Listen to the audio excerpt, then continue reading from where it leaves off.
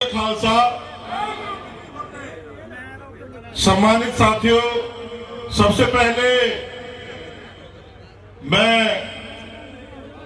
शिरोमणि अकाली दल के संस्थापक माननीय साहब प्रकाश सिंह बादल जी को नमन करता हूं और बसपा के संस्थापक माननीय काशीराम जी को नमन करता हूं।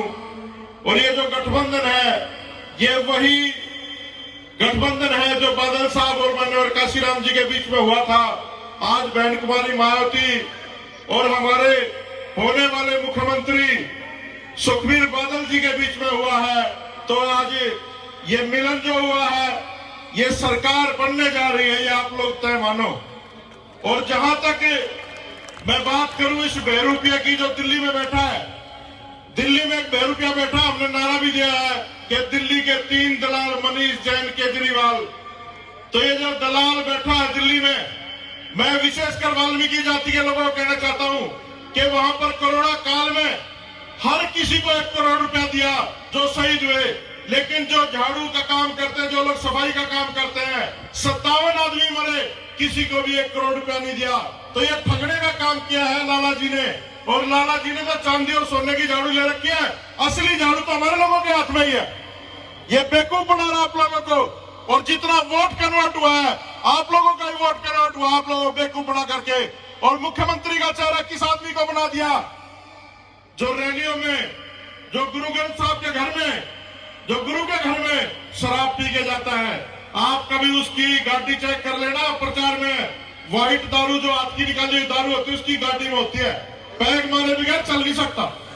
और मैं बादल साहब का एक विशेष धन्यवाद करता हूं, पूरी कौम की तरफ से मैं इनका एहसानमंद हूं।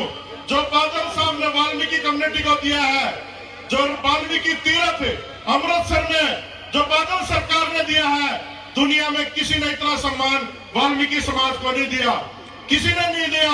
और वाल्मीकियों का सबसे बड़ा तीर्थ जो अमृतसर में है, वाल्मीकि तीर्थ, उसकी देन अगर किसी की है तो बादल साहब की, इनके परिवार की है। और ये परिवार जिस समुदाय से जुड़ा हुआ है, गुरु ग्रंथ साहब से, ये धर्म को चलाने वाली पार्टी है। और धर्म के लिए हमारे गुरु साहब ने अपने बच्चों की कुर्बानी दे दी थी। वैसे ही बाबा साहब अम्बेडकर ने इस देश के संविधान को बनाने के लिए, अपने लोगों को बचाने के लिए अपने 4 बच्चों की कुर्बानी दे दी। माननीय साहब काशीराम जी ने, ये पंजाब उनकी धरती है, ये पंजाब बाबा साहब अम्बेडकर की धरती है, ये पंजाब मंगू सिंह मंगूवालिया जी की धरती है, ये भगत सिंह की धरती है, ये सरदार उधम सिंह की धरती है, ये बड़े वीरों की धरती है। और हमेशा इस पंजाब ने रक्षा की है। ये बॉर्डर है, यहाँ से सरकारें भी बनती है और एक गद्दारों को भी रोका जाता है। दिल्ली में जो हत्यारे बैठे हैं, मैं हत्यारे को 750 किसानों का हत्यारा जो दिल्ली में बैठा है, उन लोगों को, मैं भी बॉर्डर देखने गया था, मगर कोई हो सकता है कि बॉर्डर पर तनाव हो क्योंकि चुनाव है ना, उन लोगों को चुनाव में मां याद आती है, हिंदू मुसलमान याद आते हैं, उनको बॉर्डर याद आता है। बड़ा अमन और चैन है। हिंदुस्तान का पाकिस्तान का झंडा बड़ा अमन से लहरा रहा था, वहां पर कोई तनाव नहीं था। लेकिन दिल्ली में बैठे आरएसएस के लोग, भाजपा के लोग पूरे देश के मुसलमानों को डराने का काम करते हैं, इस देश के दलितों को, बहुजनों को, सबको डराने का काम करते हैं कि फलाना आ गया तो ये हो जाएगा। अरे उत्तर प्रदेश में भाजपा की सरकार है। मैं वाल्मीकि समाज के लोगों को बताना चाहता हूं कि हाथरस कांड हम लोग भूले नहीं है। जिस दिन आप लोग पंजाब में वोट करने जाए, उस मनीषा वाल्मीकि को याद करना, जिसको इतना जघन्य अपराध करके मार दिया गया। और वहां की सरकार के द्वारा रात में धाड़ में जवाने का काम किया। तो साथियों, इस देश की राजनीति में जो दलित है, जो मजलूम है, जो बहुजन है, या जो माइनॉरिटी के लोग हैं, वो वैसा ही काम करते हैं।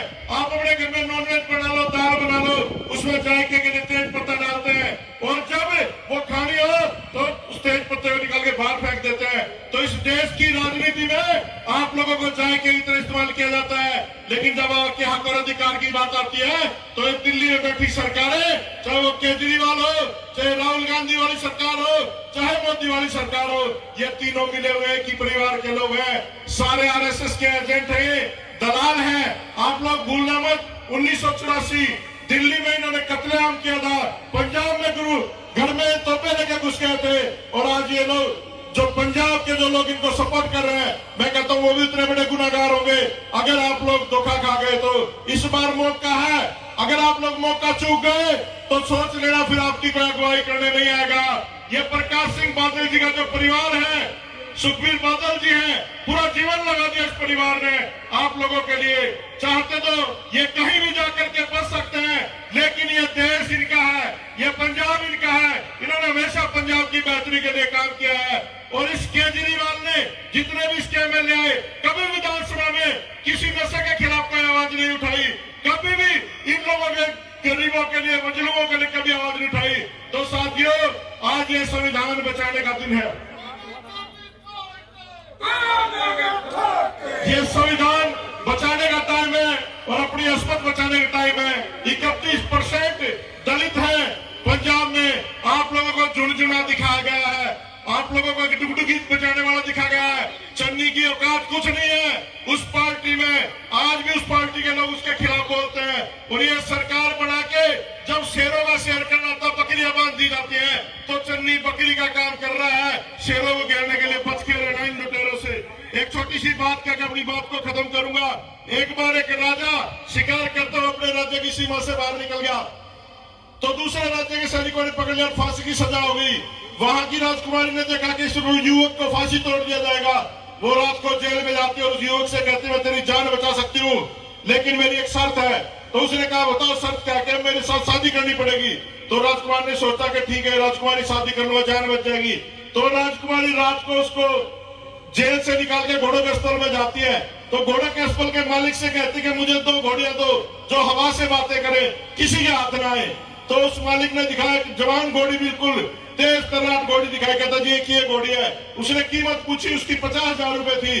कहते एक और घोड़ी दिखाओ, एक और बुजुर्ग घोड़ी दिखाई। कहता जी इसकी कीमत 1 लाख है। तो उस नौजवान ने कहा कि ये फर्क समझ में नहीं आया, जवान घोड़ी की कीमत 50,000, बूढ़ी घोड़ी की कीमत 1 लाख।